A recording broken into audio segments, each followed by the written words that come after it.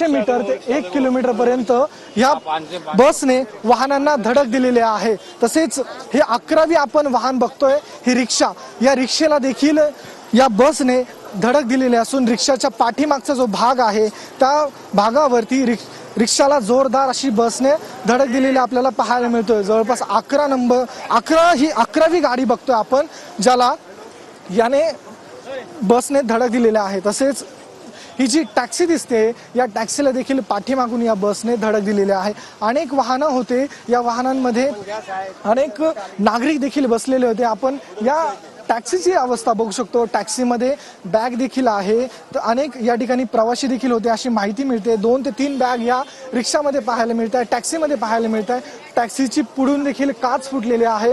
मोठा भीषण असा हा अपघात होता, अतिशय दुर्दैवी म्हणावा लागेल, कारण 3 लोक आतापर्यंत यामध्ये मृत झालेले आहेत आणि 4 लोक या घटनेमध्ये गंभीर जखमी असून त्यांची अवस्था अतिशय वाईट असल्याची माहिती मिळते। जवळपास 30 ते 35 लोक या घटनेमध्ये जखमी झालेले आहेत। हे 13वे वाहन आपण बघतोय, या ठिकाणी ही रिक्षा, या रिक्षेची अवस्था अतिशय बिकट असून आपण बघू शकतो रिक्षाचा अक्षरशः चक्काचूर झालेला आहे। जवळपास 14वं वाहन आहे हे, या 14व्या वाहनाला या इलेक्ट्रिक बसने जोरदार अशी धडक दिलेली आहे आणि या रिक्षाचं आपण बघू शकतो कशा पद्धतीने अवस्था झालेली आहे। या ठिकाणी आपण या वाहनांना बघण्यासाठी मोठ्या प्रमाणात गर्दी देखील पाहायला मिळते।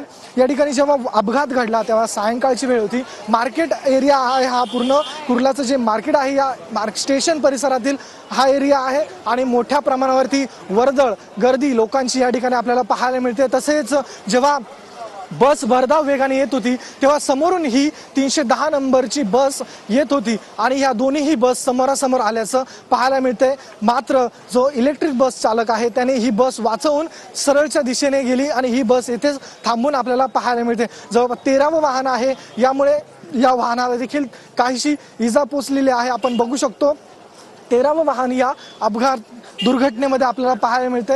याच दिशेने ही बस सुरू होती, समोर एक आंबेडकर नगर आहे, या आंबेडकर नगरामध्ये ही बस घुसलेली आपल्याला पाहायला मिळते। मात्र त्या अगोदर आणखी काही वाहनांना या ठिकाणी या बसने धडक दिलेली आहे, जोरदार धडक दिलेली आहे। अनेक वाहनांमध्ये नागरिक होते, लहान मुली होत्या, लहान मुलं होते, स्त्री होत्या, पुरुष होत्या, अनेकांनी या ठिकाणी अनेक जण जखमी झालेले आहेत, तसेच काही जण मृत देखील झाल्याची माहिती मिळते। जवळपास 3 लोक मृत झालेले आहेत आणि 4 लोक या ठिकाणी जखमी झाल्याचं कळून येते। आपण दृश्यांमध्ये बघू शकतो आजूबाजूला या ठिकाणी मोठ्या प्रमाणात गाड्या आपल्याला दिसून येत आहेत। या गाड्यांमध्ये अनेक वाहनांना या बसने धडक दिलेली आहे, मात्र बस कुठेही थांबलेली नाहीये। स्थानिक जे नागरिक आहेत त्यांनी त्यांच्या माहितीनुसार 50 ते 60 या स्पीडने ही बस सुरू होती आणि आपण ही समोर दूध 4 चाकी बघू शकतो, या 4 चाकीला देखील या बसने धडक दिलेली आहे। कशा पद्धतीने